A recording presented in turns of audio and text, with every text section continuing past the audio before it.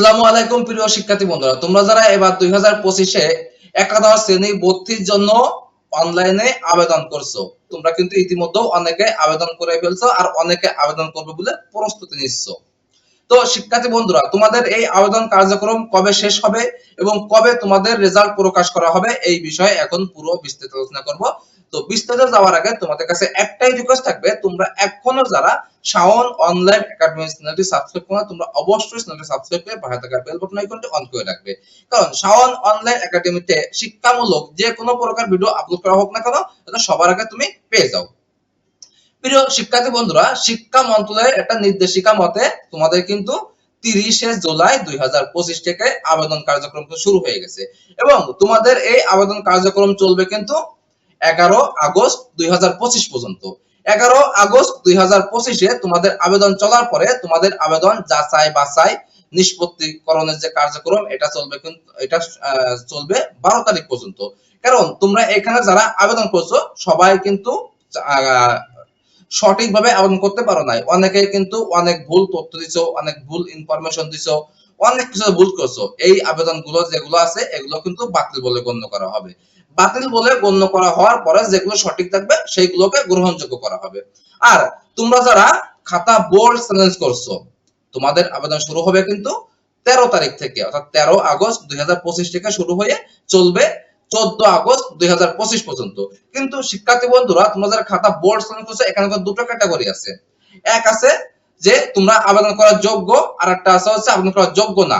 তো আবেদন করার যোগ্য যারা আছো তোমরা কিন্তু 30/7 অর্থাৎ 30শে জুলাই 2025 থেকে যে কার্যক্রম শুরু হয়েছে এর ভিতরে তোমাদের আবেদন করতে হবে, অর্থাৎ এই যে 11 আগস্ট পর্যন্ত যে টাইম আছে এর ভিতরে আবেদন তোমাদের করতে হবে।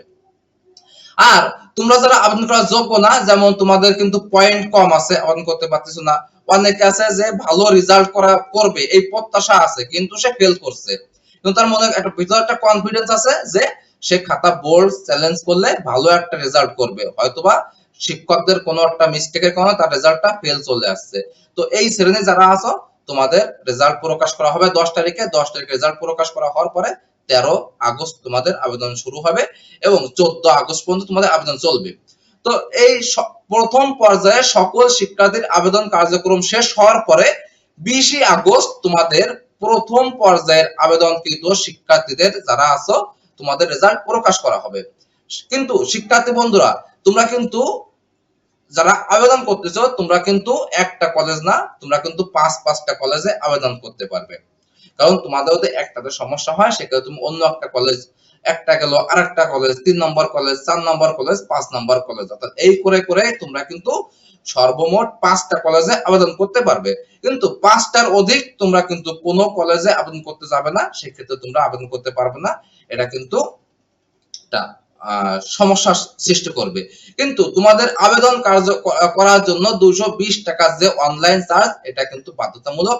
এই চার্জটা দিয়ে কিন্তু তোমার আবেদন কার্যক্রম সম্পূর্ণ করতে হবে।